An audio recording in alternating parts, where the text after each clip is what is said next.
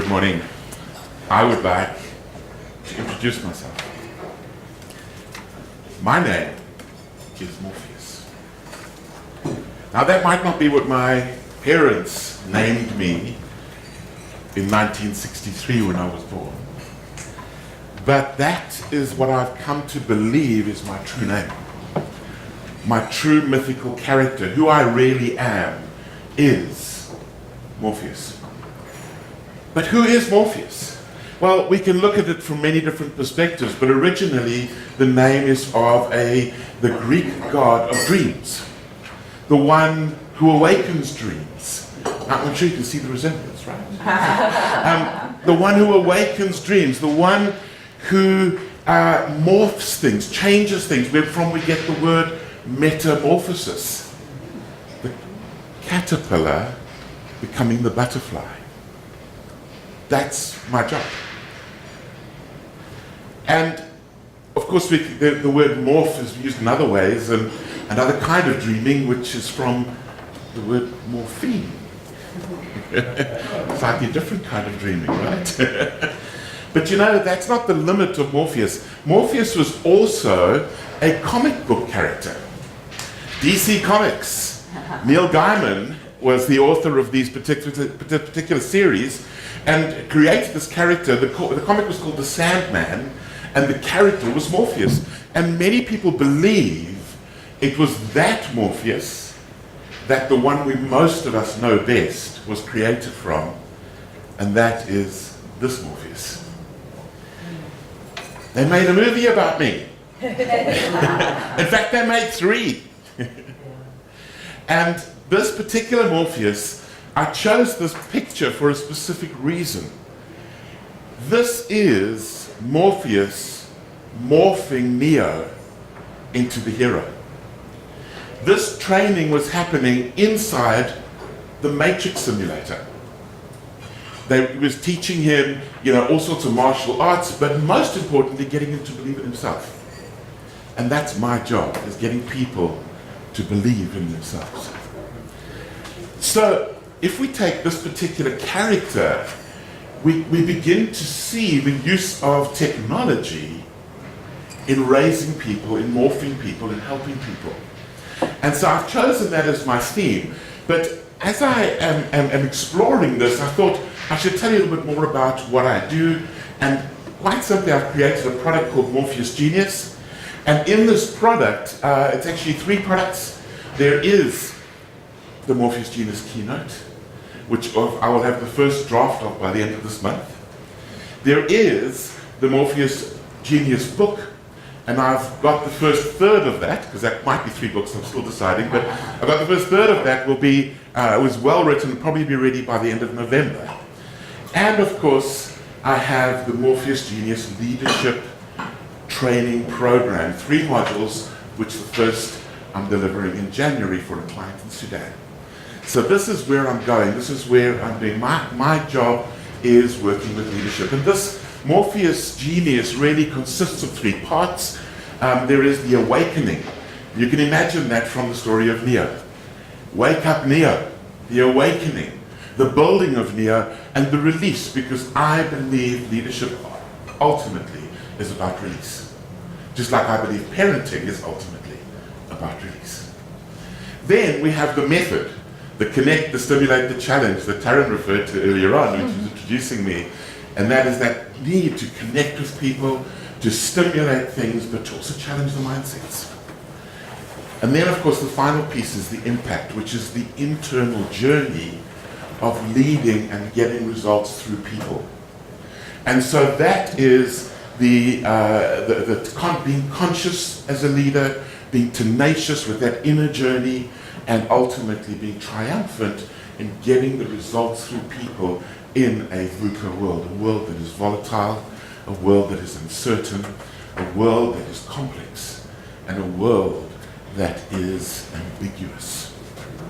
So that's what I do. So how's that relevant to what I'm here for? Because I'm supposed to be teaching you online skills. Okay, so what is this about? So I want to go in and just say, in 2014, I was trained for the first time to deliver online facilitation. quite an intense course for a week, and then started to be used to it. I do a lot of work for the Ken Blanchard companies, and I was doing that. And what I've realized is this is where it's going. So, if real, and this is a quote from the movie, is what you can feel, smell, taste, and see, then real is simply electrical signals interpreted by your brain. You know, when you are delivering online, you are delivering to real people, and you're developing real relationships. It may be through a virtual medium, but it's still real people and real relationships. And that's the key I want to take you through this morning. And so I also want to urge you to have your own little wake up. Wake up now. This is the way it's going. I now do approximately 60% of my work online. 60% of my income online. So I want hopefully to awaken some of that idea within you this morning. So we're going to be talking about online, but before we do that, maybe we can just do a quick online poll. And I've got a couple of online participants, and they may or may not do some annotation on the screen now, but what I'd like to do is a show of hands for you. Would you be wanting to go online to do coaching and mentoring? Is that one of the reasons you might? Yeah. Okay, no? All right, some of you are. What about training facilitation?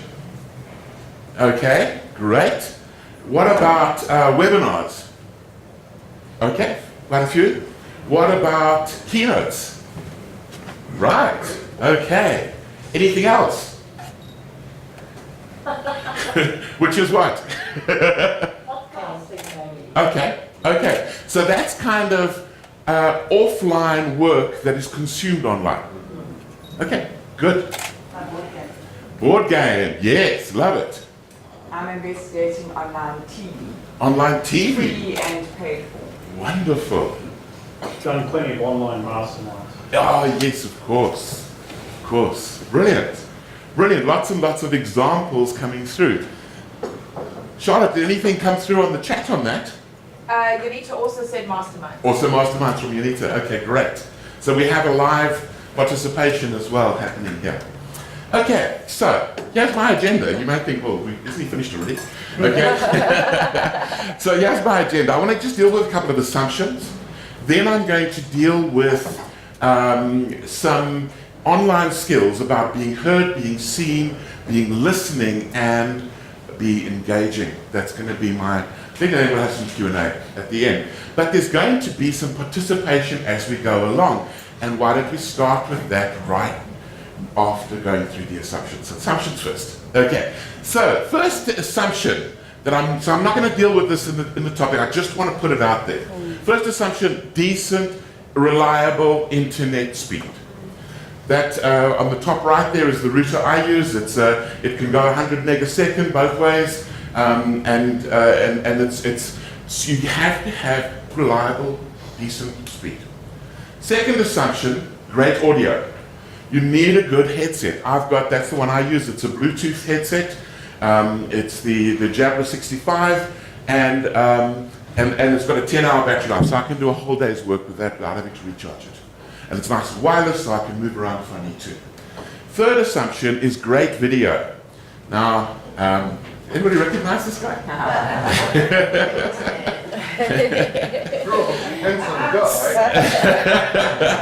That man. So this was actually from our online mastermind around online speaking on Tuesday evening this last week, and Bruce was the main speaker on Tuesday evening in our online mastermind. But I want you to notice the lighting, the background. He was using a green screen, so that's not, he wasn't sitting in, where was that, Bloberg or something. He wasn't sitting there, he was sitting in his office. But notice the lighting, notice the clarity, okay? So you really want to have great lighting, and if possible a great webcam as well for a crisp picture and background.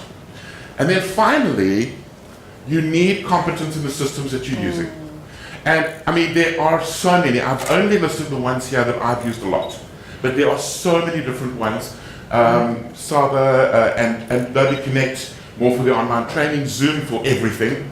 And Zoom is becoming one of my favorites, so I use Zoom a lot. I've used WebEx a lot as well, and of course we've all used Skype. Okay, those are my assumptions out of the way, get skilled up, and then Zoom, there are videos for everything you may want to learn about Zoom. You want to learn Zoom, there's a video for everything. Okay, I'm going to put all that aside. Now that you're online and this is taken care of, I'm going to get into some content, except I'm doing a way of doing it that I think you're going to find interesting. So the first one is to be heard. Be heard. It's amazing how many times I find during an online facilitation, people's voices coming and going, and I've often challenged it. And what they're doing is they've got a microphone over here and notes over here, and they're going like this, and they're going like this, and the voice is going up and the voice is going down. You know, so have that headset, make sure that it's positioned in a place where it's consistent, make sure that you mute it if you're going to sneeze or cough, you know, really make sure that your voice is engaging, it's clear, your diction is clear. Remember that the online, you have the possibility of going global. Last month I did the most online training facilitation I've ever done in a month, all of it into Sweden. So not a single English first language speaker. So, you know, you need to speak international English. Now, no problem having an accent. We're really clear about that. In fact, they love an accent. But you still need to be clear. You need to be clear. You want to be heard. Very, very important. This being heard also comes down to how much you speak. And so I have a little quiz for you. Let's play it, number one. Ross, would you mind just handing those cards out to everybody? Just pass a few down each line would be great. Just take one and pass on. So this is a bit of participation. Now, what Charlotte and I debated about this talk, by the way, is we could have done this high-tech. But I decided to do a bit of gamification, low-tech. Because it's still the same principle. But we're going to have some online participation in this. Okay? Is there another one needed? Do you another one or you're fine? Everybody got? Everybody got a card? Okay. So we're doing Let's Play number one. Okay, the first one there, Let's Play number one. And here are the questions. If you are telling a story online, in the context of being heard, if you're telling a story online, how long should it be? A, under 5 minutes. B, under 3 minutes. C, under 2 minutes. Or D, under 1 minute. Make your choices. And those of you who are participating online, just put into the chat box A, B, C, or D, and Charlotte will pick it up. Everybody got it? Yeah. You got an answer? By the way, there's a fabulous prize. So. All right. So, if you said C under 2 minutes, give yourself 3 points. Give yourself 3 points. Okay. If you said B under 3 minutes, give yourself 1 point. Every now and then you can go that long, but really never go over 3 minutes in an online story. Never go over 3 minutes. If you said D under 1 minute, give yourself 1 point because you should try and sometimes tell 1 minute stories. Okay? And of course, if you said under 5, give yourself 0 points. If you tell stories that long, they will start doing email and WhatsApp and other things. You will lose them. Okay, so you want to be heard. This is one of the things about being heard. Next one, be seen. Be seen. So this again, and a whole lot of people in the room here, this is, and a couple of those who are online as well. This is again from our session we did on Tuesday evening, our online mastermind for online speakers. And I want you to notice a couple of things when you look at this. Notice, for example, the pictures of, say, myself and, okay, Bruce had a light that was beginning to fail on the one side. That's why he's I turned it off. Yeah. contrasting because it was flashing. Okay, look at Jonita over here. Let me just quickly bring that up. Jonita over there. Okay. Very, very clear on a nice background again using a green screen. But now look at the people with the glasses. Lots of reflection, you can't see their eyes. Okay? You want to be seen, including that critical connection thing of eyes. This doesn't mean don't wear glasses. And I'm sorry I wasn't wearing mine for this picture, but my lighting is from there and there. It never reflects with my glasses. Okay? So, and Bruce, you were wearing glasses, and again, see, no reflection at all. It's a lighting issue. If you are primarily lit by your screen, if your webcam is good enough to use that, you're going to get lots of reflection and kind of a more flat picture. Now, Richard, I'm not trying to pick on you, except I am. But can you see Richard's kind of blended into his background here? You know, we've got not a very, very distinct and clear picture, right? So the lighting, you really want to be seen. This is one of the most critical skills for online work. You really do want to be seen. And this is the kind of thing that you take care of.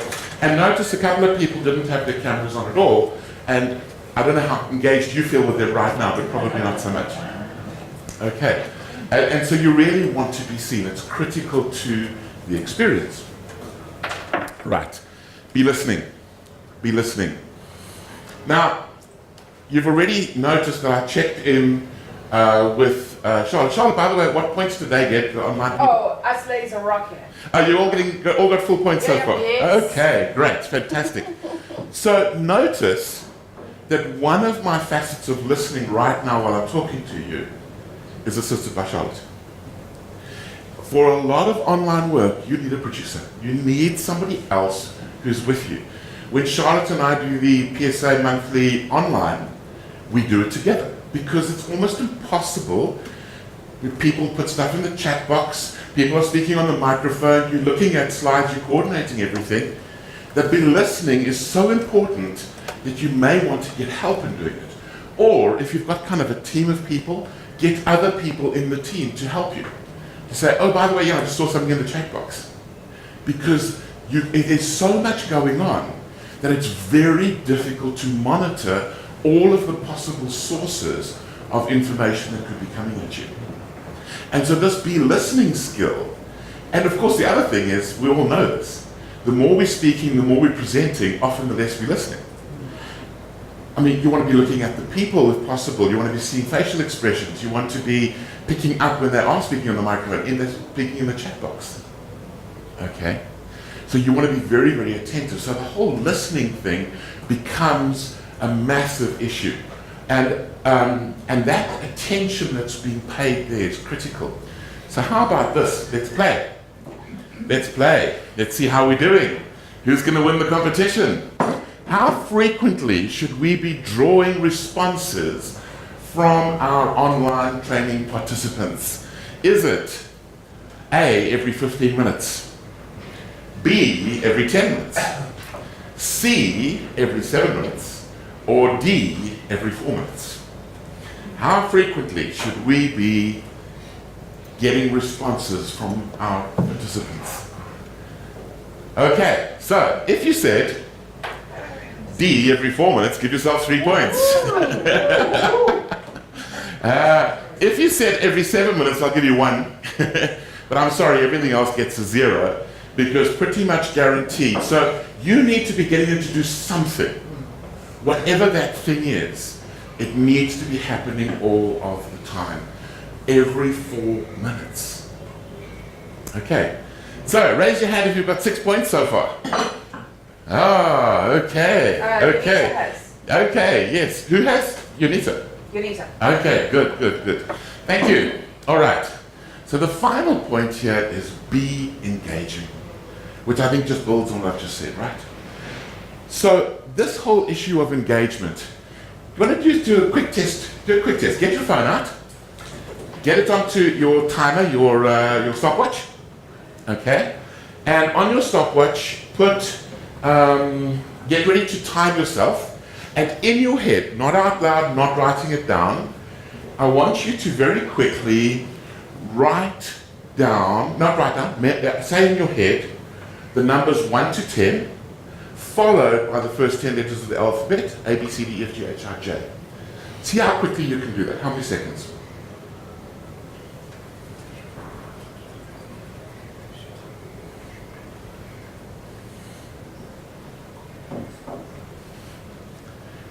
How many seconds? 5.7. 3.2. Okay. All right. Great. Great. So typically somewhere between about 3 and 15 is quite typical. Okay. I now want you to do it again, but this time I want you to go 1A, 2B, 3C till 10J. See how long it takes this time. In your head, do not write it down.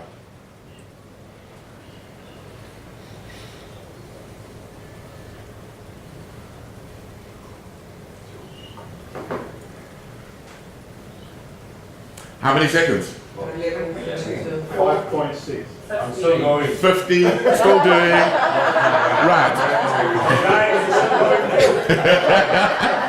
I remember the first time I did it, I got lost, and the second time it was 25. So, okay. So what this is the brain cannot multitask. The brain cannot multitask. What's happening in the first example is you're going one task, 1, 2, 3, 4, 5, 6, 7, 8, 9, 10, new task, A, B, C, D, E, F, G, H, I, J. Second time you're going 1, change task, A, change task, 2, change task. The brain cannot do it efficiently. Now, you've got somebody who's on email while you're training, somebody who's on WhatsApp while you're training, guess what? They're not listening to you. So you need to be engaging constantly. Constantly. They need to have stimulus, constant participation. I had a guy I'm training 2 weeks ago, and at the end of the course, I was talking about this, and he said, you know, it's so funny, I came on this course thinking I would catch up on my email during the course. I haven't touched it once. I haven't touched it once. Okay? That's what you want. That's what you want. So you really do need to be engaging. You've got to be pulling them in. You've got to be asking them questions. You've got to be using multiple methods of engaging all of the time. And so for that, let's do another little play. Now it's going to get a little bit more intense. Okay? So firstly this. How many different ways can participants interact or provide feedback during an online training facilitation? How many different mechanisms or tools do they have? So I've already mentioned a couple. I've mentioned chat. For example, that's one. What else? Well, how many different are there? If you think there's 3, put A. If you think there are 5, put B. If you think there are 6, put C. And if you think there are 8, put D. How many different ways can our participants interact or provide feedback during a facilitation?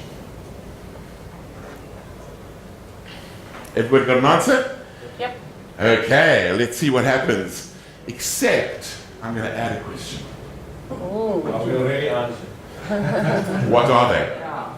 What are they? So you've got a little block there underneath your name. You can write in as many as you want to. What are they? What are the different ways that a participant can provide feedback during an online facilitation?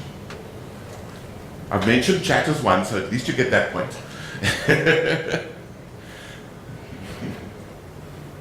All right, so I'm going to need to keep moving. I'm not running out of time, so if you're okay with that, I'm going to keep moving. Please be honest with your answers and don't suddenly add them in afterwards. So here we go. Let's start with the multiple choice. There are 6 primarily ways of doing it. So give yourself 3 points if you got that. I'll go through them in a moment. Okay. There are, if you said 5, I'll give you 1 because one of them is slightly more unusual. So, okay, I'll put it out there. If you said 8, I guess there's more and more ways happening. So, you know, we're going to soon have things where you can have sensors that you attach and all sorts of stuff. So who knows what's coming? Okay, so I'll give you 1 point if you said 8 and 0 points if you only said 3. And so what are they? What are they? So the main ones that I've got is chat box, voice, so using the microphone in other words, video, because we often have, while people will wave, people put their hand up and they can actually see it visually. Then there's the polls, which I didn't do technical polls here, but you can do through Zoom, for example, set up a poll and people can just click it and then you see the answers instantaneously graphically on your screen. Okay, so polls, if I was doing this completely online, I would have used it. Annotation. So I have my slides up like this, I wonder if Gail or Yonita could do an annotation writing onto the screen. Maybe you can, Charles. Yeah. Could you maybe do something for us on the screen just to show what that looks like? And then you get something called status signals, where in the people box you can raise your hand, you can applaud, and it just shows them as a little graphic. You can say go faster, go slower, that kind of thing. Thumbs up. There's a few different ones using the different systems. So that's the 6 main ones that I use the most. Can I add one onto that? Yes. One thing in our groups that we're finding is happening a lot is we also using our cell phone and WhatsApp at the same time as Zoom. Oh, true, And true. so there's a lot of extra multidiscipline because I do a lot of like, ooh, I'm lost, I've done this and things. So it's an online, offline assistant tool. So it's working quite well. That Very was short. I didn't do that one. That's the annotation. Let's go here to Ronnie first. And where would you place, if you're going to put people into groups? Breakouts? So breakouts. So that is just. I mean, I didn't regard it as a feedback to the facilitator, but we use breakouts all the time. It's an exceptionally effective thing to do. If you have, I would say, even if you're up to 6 people, at some point do a 3-3 breakout. Okay, we use breakouts all the time. The feedback I get consistently is the real learning took place in the breakout. Whether that's our mastermind, whether that's the facilitation to Sweden, whatever it is, the real thing happened in the breakouts. Okay, thank you. All right, so you can see the annotation, how that works. All right, so do you think we can clear that? Oh my goodness. All right. She's morphing you, Morpheus. Oh, absolutely. Okay, so I want to just, I hope you can see this anyway, so I would be the one who would normally just go clear all, but okay, fine. Can you see, Neo, that I'm trying to free your mind? But I can only show you the door. You are the one who has to walk through it. This is up to you. I'm offering you the red pill or the blue pill. You could take the blue pill, forget that I gave this presentation, and wake up tomorrow morning and carry on doing your speaking as you always have. Alternatively, you could take the red pill, and you can see how far this rabbit hole goes. It's going to be over to you. And I want to just maybe give you one more little thought on this, and that's this. The scene is towards the end of the original Matrix movie. And Trinity is dialing out of the Matrix, and Agent Smith appears in the subway. And Trinity pleads, "Run, Neo, run!" But Neo turns and faces Agent Smith. And Trinity turns to Morpheus and says, "What is he doing?" And Morpheus says, "He's beginning to believe." Are you beginning to believe in your online capability?